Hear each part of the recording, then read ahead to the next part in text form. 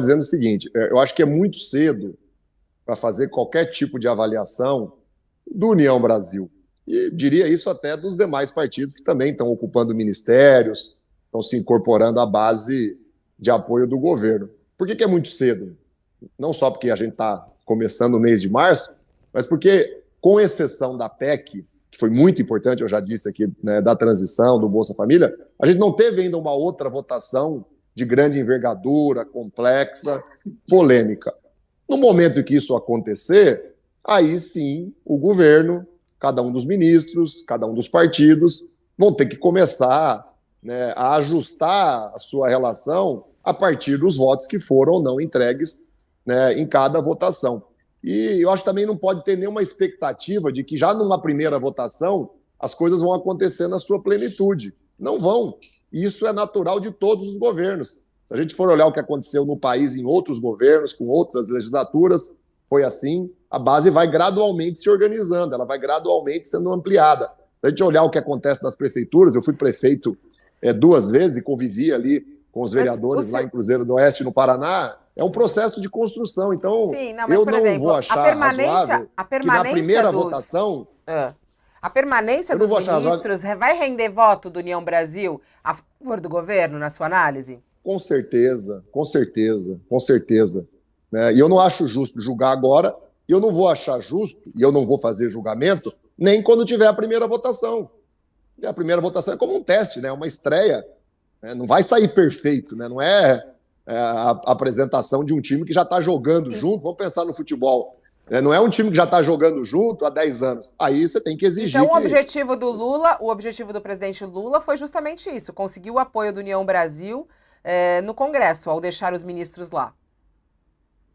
Sumiu a minha imagem aqui. Vocês me ouvem bem? Mas eu estou lhe ouvindo, eu estou te ouvindo.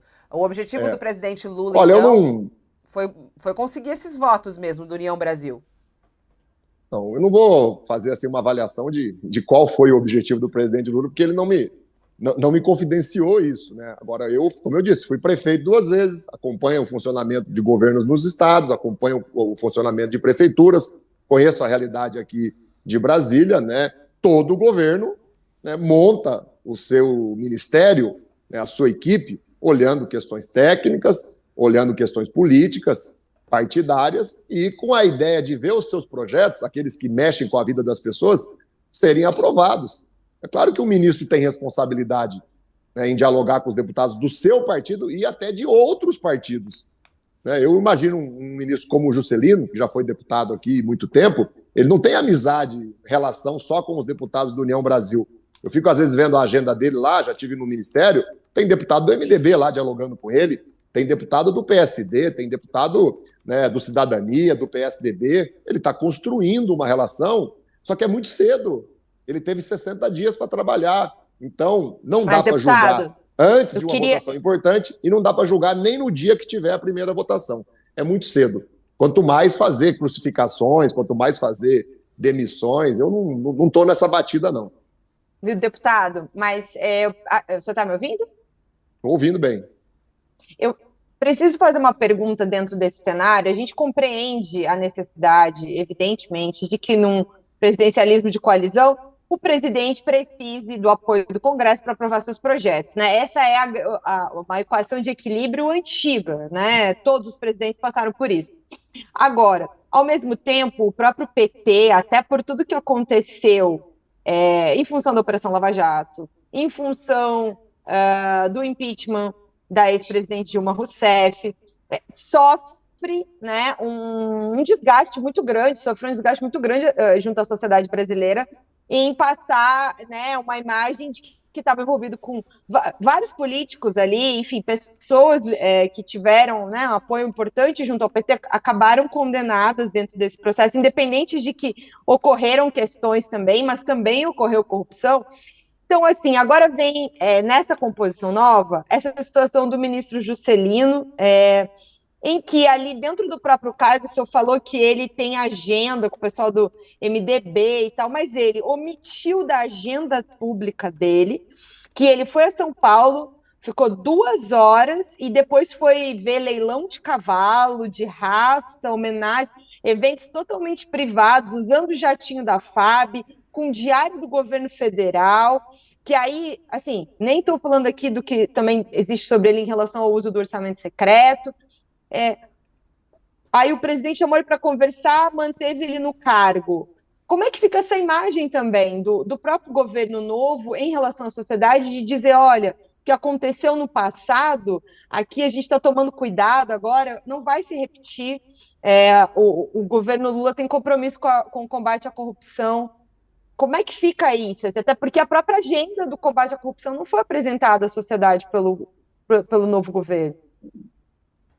Juliana, a criminalização da política não foi ruim só para o PT, para os nossos governos. Os fatos provam que ela foi muito ruim para o Brasil. Ela foi muito ruim para o nosso país. Então, eu vou sempre agir com a devida cautela, de que quem é acusado precisa ter tempo, precisa ter direito de se defender, sabe? E não vou fazer coro. Claro que a imprensa tem e deve cumprir o seu papel, que é de questionar, que é o de denunciar, que é de mostrar fatos que precisem de esclarecimentos. E claro que cabe ao ministro, cabe ao governo dar as explicações toda vez que houver situações que se exija isso. Eu só acho que a gente tem que ter muito cuidado, e é para o país, para o país não repetir os erros do passado. Quando você cita casos, fatos do passado, que envolvem governos nossos, que envolvem gente do PT, eu não tenho como, viu, Juliana, não lembrar que grande parte dessas acusações e grande parte dessas condenações foram feitas de maneira ilegal, de maneira criminosa. Muita gente foi condenada, presa, sem que tenha cometido atos que justificassem o rigor, o tamanho da pena. E mas isso até hoje não foi reparado. E o presidente Lula... eu estou fazendo as exceções. E o presidente Lula é o maior exemplo. O presidente Lula foi julgado por um juiz ladrão, um juiz criminoso. Os fatos provaram isso. O juiz se associava à acusação para construir com a acusação a denúncia que depois ele ia julgar.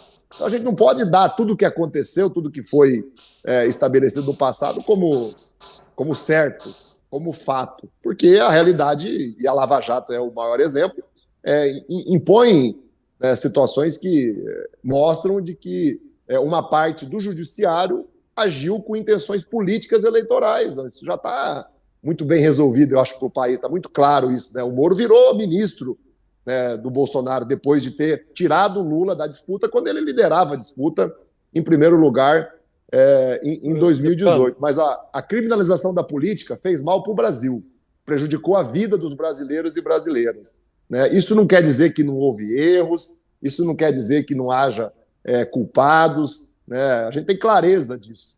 Agora, transformar de novo a política, o dia a dia dos ministros, do governo, num inferno, eu não sei se é bom para o país. Agora, a imprensa, eu quero reconhecer aqui a importância de vocês, tem direito, tem dever, tem que fazer.